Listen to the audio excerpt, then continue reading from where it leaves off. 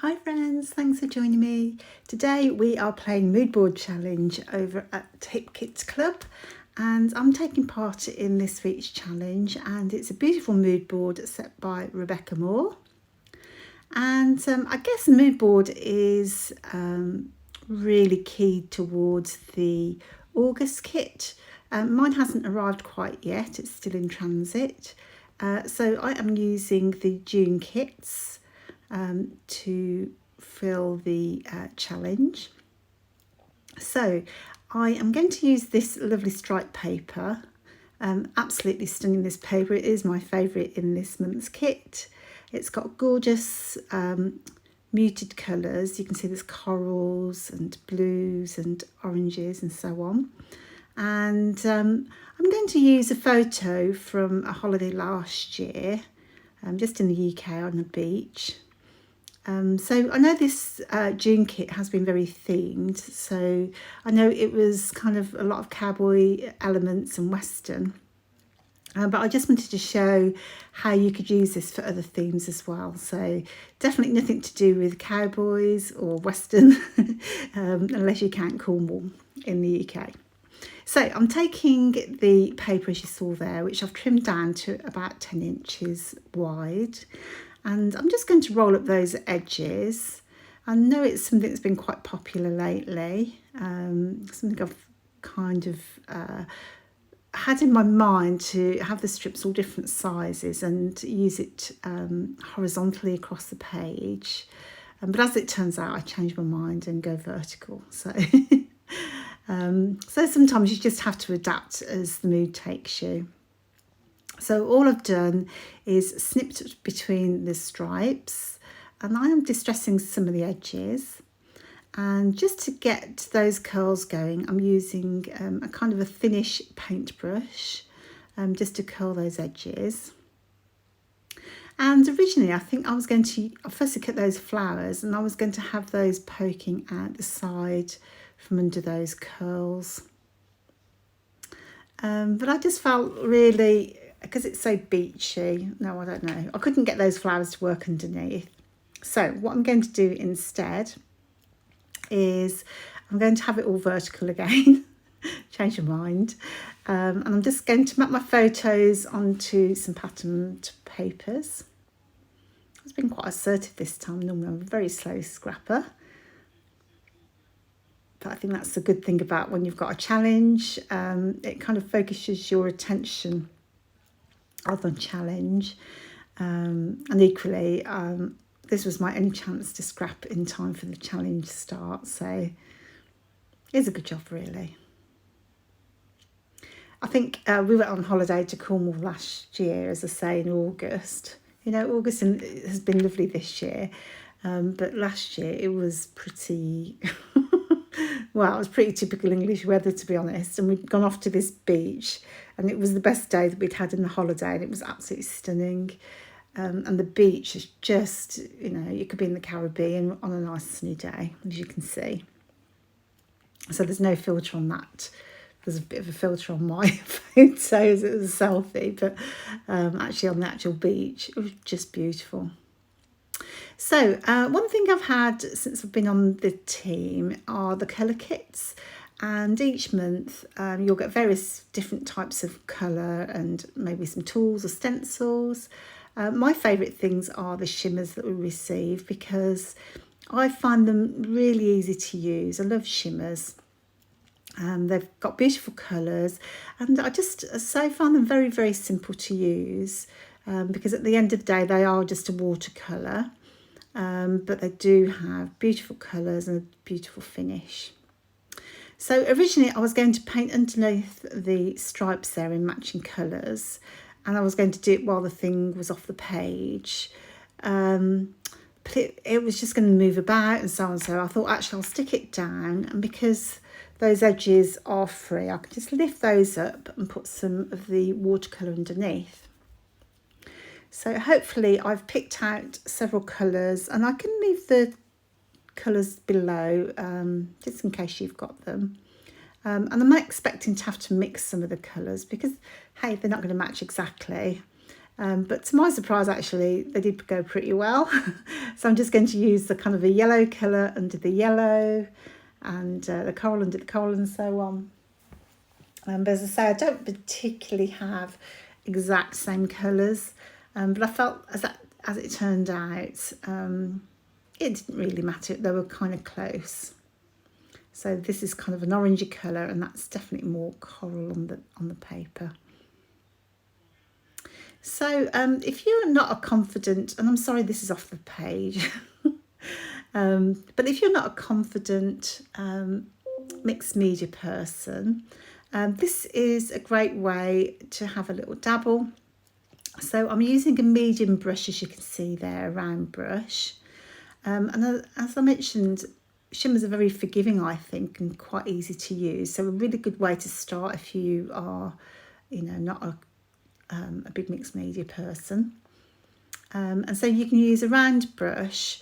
If you're using the pans like the shimmers or the ink creamies and so on, then you can just spray with water. The more you dilute, of course, with the water, the lighter it becomes and more translucent.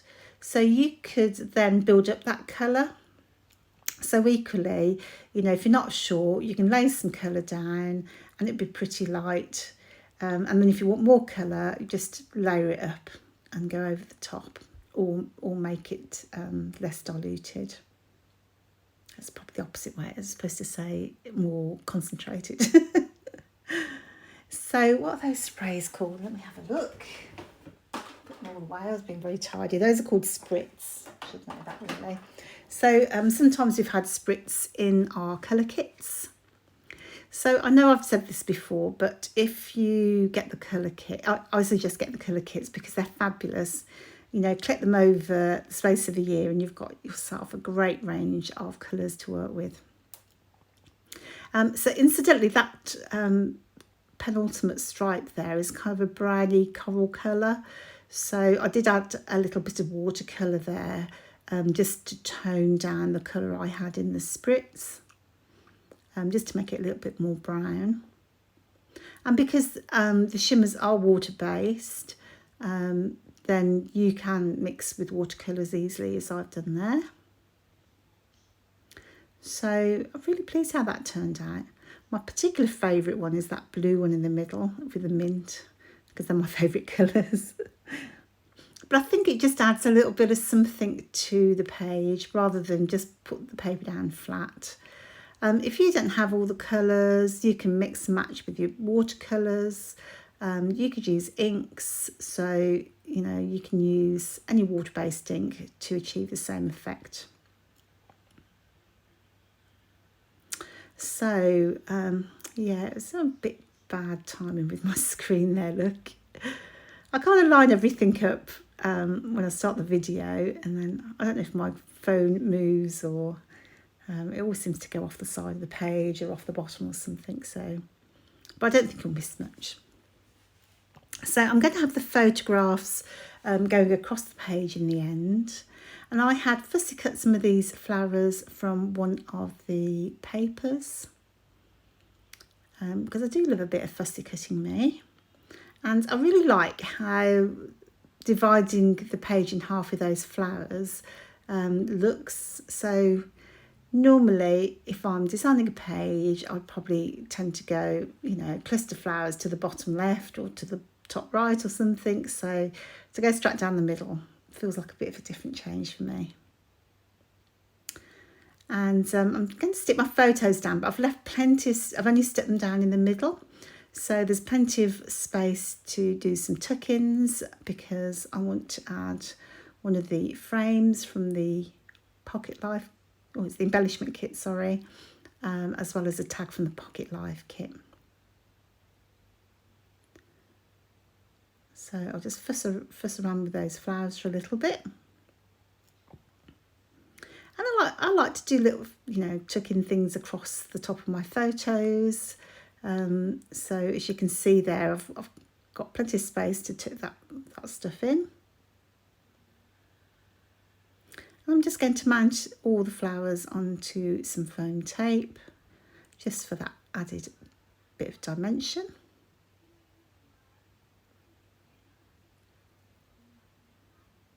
So I don't know, I just love the colours in this paper, and it was really the springboard for me for the mood board. And then the mood board had got a section with kind of rainbow colours. I don't know if they're paint chips or something, so that's where the paper comes in. And of course it was a beach theme, so, and a holiday, so I felt like I've ticked a few of those boxes on that mood board. I think that's a good thing about a mood board, isn't it? You can interpret it. I used to struggle because I think I tried to tick all the boxes in a mood board, but I think it's more a case of being inspired by it. Love those chipboard words. I'm going for breathe. Breathe easy? No, I don't know what it says now. I made it about 10 minutes ago. Breathe deep, there you go. It's going to be my fastest video, I think. I've made the layout and edited the video all in the same day. Miracles never cease. So just while I'm just faffing around, just embellishing, I just want to mention about the challenge itself. So you can head over to the Facebook group, the Hip Kit Facebook group, and you'll find pinned to the featured the challenges. There are 2 challenges now a month. Because we were doing 4 or 5 originally, and now we've changed it to 2, Kimberly now offers $25 to spend in the shop for the winner. So definitely worth taking a look and taking part yourself. You've generally got 2 or 3 weeks to enter, so plenty of time to get yourself sorted. And this term we'll be doing a mood board and a sketch. So my favourite things, I think, in terms of challenge, because they are generally a good start to a layout when you haven't got an idea of what you want to do. So I definitely encourage you to. So, and if you want to take part, all you need to do is take a photograph of your layout and then just add it as a comment to the challenge post. And we pick a lucky winner then on the day before the next challenge starts. So you've got till the day before. This is going to finish on the, hang on a second, where are we? The 15th of September. I should write this down so it's in big letters in front of me. So yeah, you've got to the 15th of September to take part in this one. So I did decide off camera to mount the layout onto some patterned paper. And as you can see, those curls and that watercolouring underneath just turned out fantastic. And I just like the look and feel of this layout, so I'm really pleased how it turned out. I really hope you want to take part in this month's mood board challenge. And I'll leave you with the challenge poster, and hopefully I'll see you on the next video. Thanks for joining me then. Take care now. Bye.